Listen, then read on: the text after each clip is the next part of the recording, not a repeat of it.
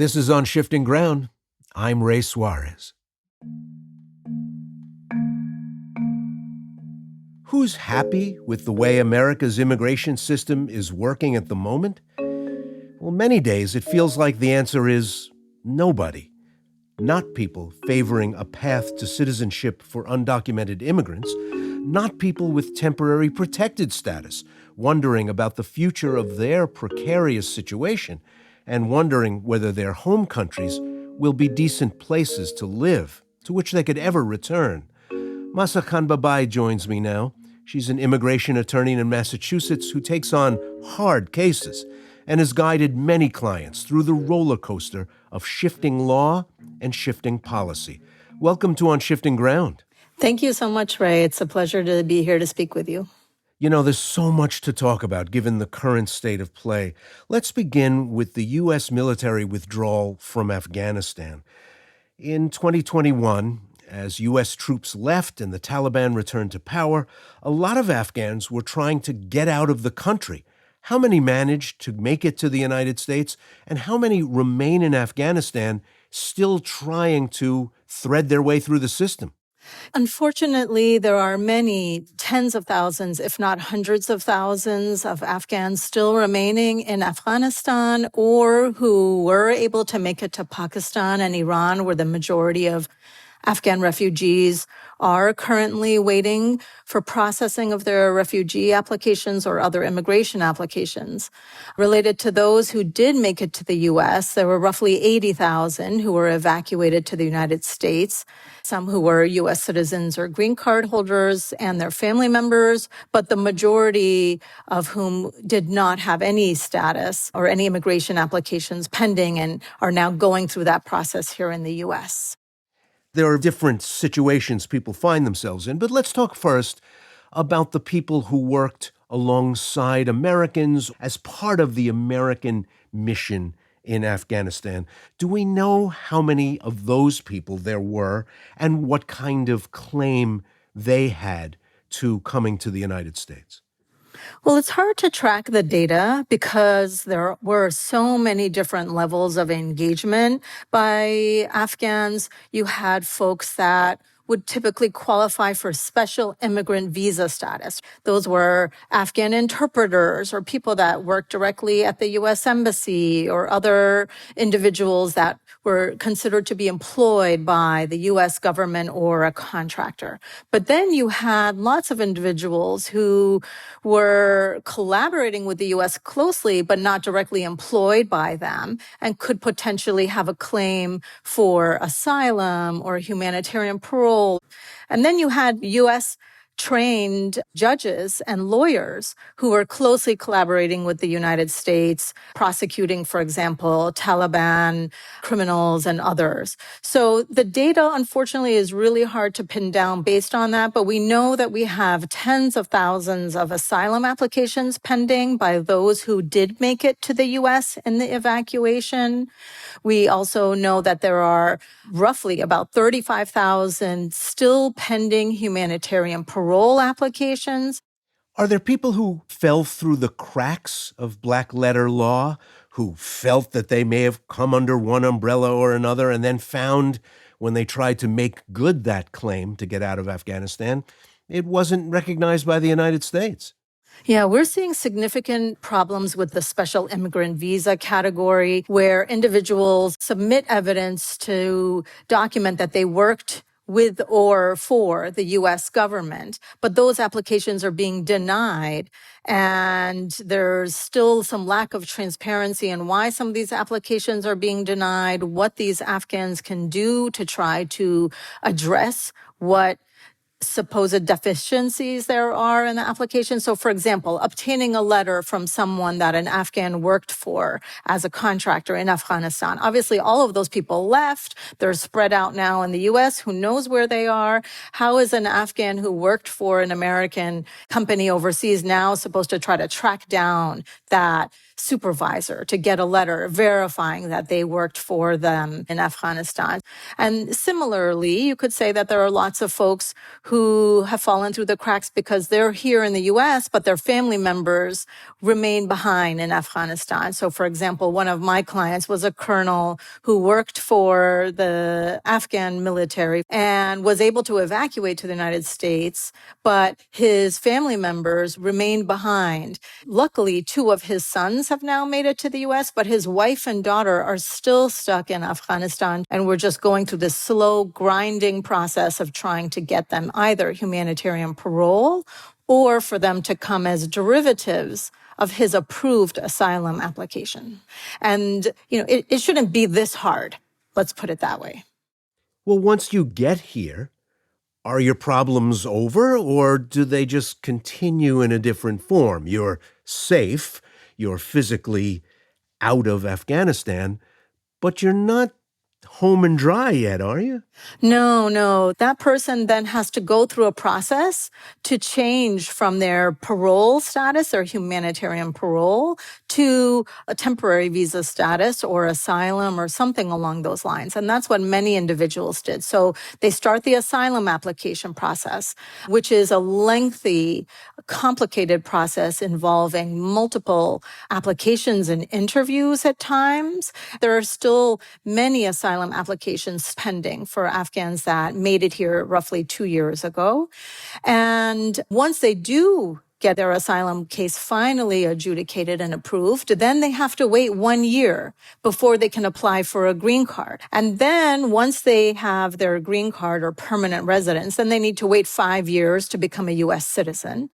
The southern border is such a political flashpoint right now. What is the different realm that you live in if you actually manage to make it and speak to a uniformed or civilian-clad member of the United States government in Southern California or Arizona or Texas? How are you different from someone who got out in the summer of 2021 and has been trying to regularize their status since?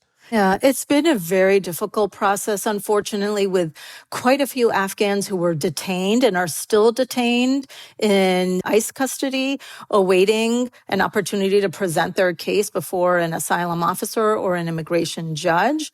So that's been really hard to see, the disparate treatment that those Afghans have been getting and having to try to present their asylum case from jail without an attorney oftentimes, and who have experienced a really traumatic event. So it's incredibly complicated, and trying to ask someone who's never set foot in the United States before to try to navigate the immigration system is pretty ludicrous. Are Palestinians next? Sadly, I think they are, because the situation there is obviously catastrophic. The problem will be somewhat similar, though, for what the Afghans faced, that it's very difficult to be able to leave the area because the borders are sealed shut, essentially. Neither will the Israelis allow Palestinians to leave through the northern border, and between both the Israelis, Egyptians, and Palestinian Authority and the U.S. government, on the southern border of Gaza and Egypt. Those who are somehow able to make it out could then try to show up at the border.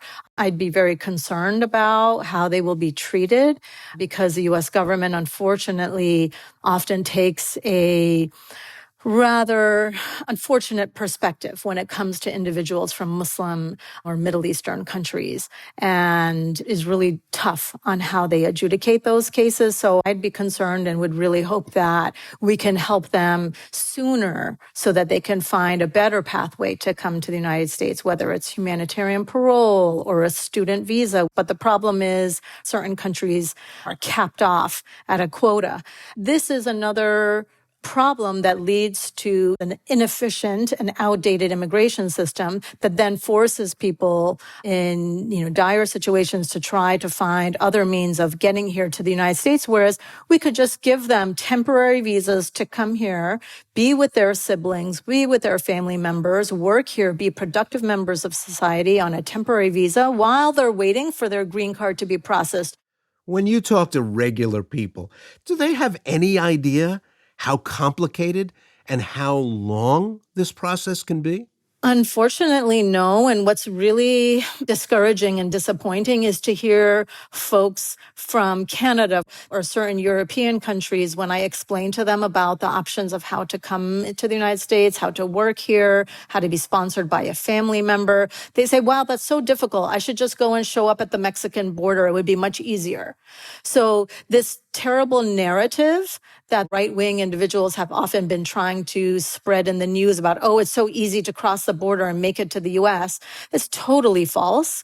And the 90s was the last time that we had real immigration reform. Congress has been failing at its job in updating our immigration laws to meet the modern needs of not only American businesses, but American families, and to match the humanitarian issues that are happening around the world, especially when we see such a decline in birth rates in the US and a decline in the workforce being available to fill the needs of American businesses. So really, the system needs to be updated and dealt with by Congress.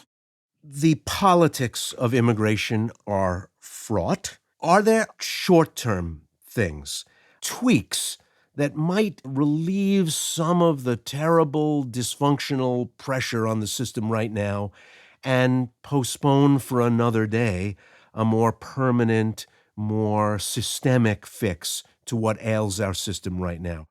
Well, first, I would say that if the Republican Party actually listened to the information and advice put out by nonpartisan and often even Republican-leaning organizations like the U.S. Chamber of Commerce, for example, they fully support immigration reform because they hear from American businesses that say, hey, we need more people to come here and work and fill our jobs. Our economy is suffering without them.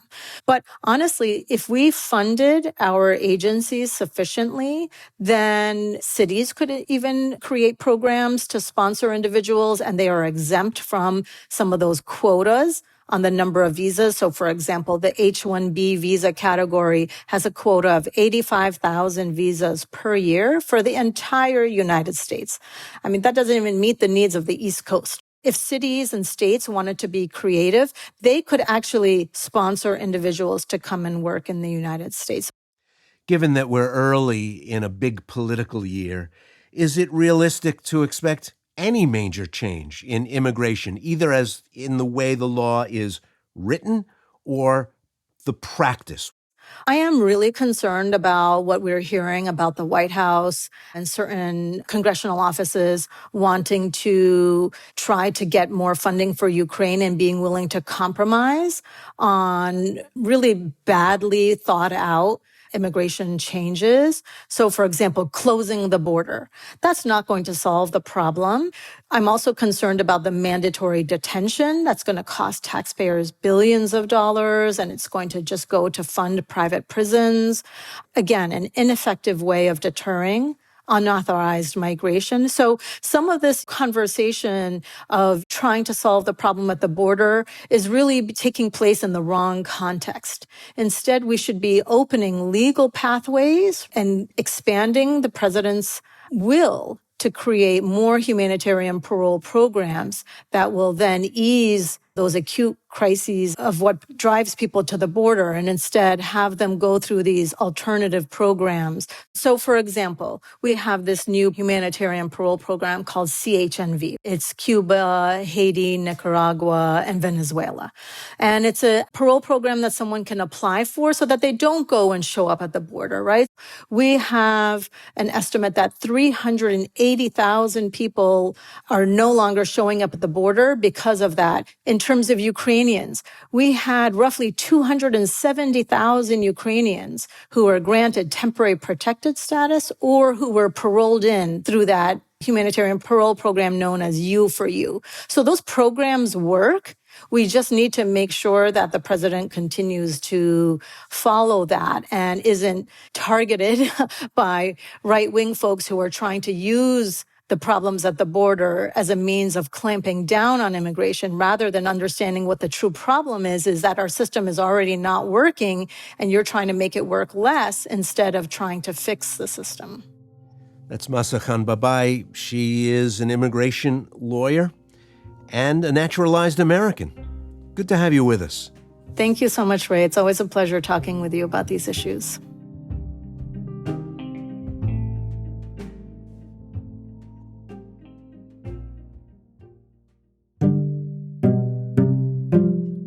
You've been listening to On Shifting Ground, produced in partnership with KQED, with funding from listeners like you. Today's episode was produced, mixed, and mastered by Matteo Schimpf. Additional production and engineering were provided by Rob Spate. KQED's Jim Bennett is our technical supervisor. Jared Spord is our executive producer. Philip Yun is co-CEO of Commonwealth Club World Affairs. Our music is from Blue Dot Sessions. And I'm Ray Suarez. Thanks for listening.